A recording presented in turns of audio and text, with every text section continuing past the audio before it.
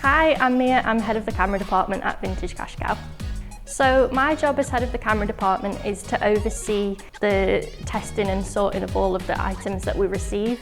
We want to make sure that we're making the most out of the products. So we're testing and researching them before we send them on to different auction houses. Big part of that is also doing the senior appraising to make sure that the customers are getting the accurate prices for their higher end items. So on a day-to-day, I'll test everything, research everything. We usually sort through hundreds of cameras per day, so it's quite a lot.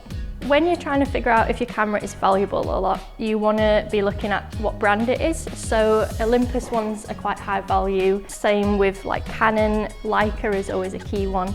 And then little things like Rolleiflexes. So this is a medium format, which is a more valuable type of camera. And then you've got like the compacts and the SLRs and things. I like to say to people, if you sort of hold it and give it a feel, if it's a bit more weighty, then it might have a bit more value than some of the sort of cheaper made ones. The best way to care for your cameras and lenses is first of all, make sure you're storing it somewhere that's not damp or humid, because this can cause fungus to grow in the lens, which you definitely don't want.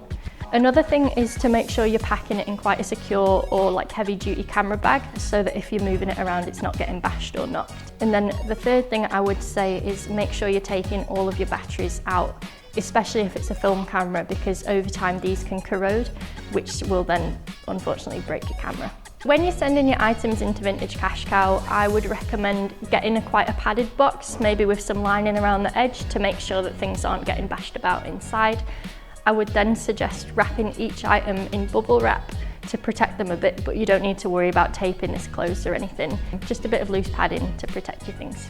So one of the things I love the most about working at Vintage Cash Cow is all the different products we get to see. I mean, it's a bit like a hobby job. I just get to sit and play with loads of cameras. It's amazing. My interest with cameras started when I did my degree at uni. I've always been really interested in how the cameras actually work and what different cameras can be used for different sort of things, like using medium format for higher quality film photographs and stuff like that.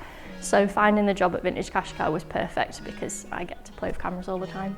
I think some of the favourite things I get to see are like the limited edition cameras. So we get a few from like the 1930s and they're all really cute colours and they're quite small, and I just think they're something that I would never get to see otherwise.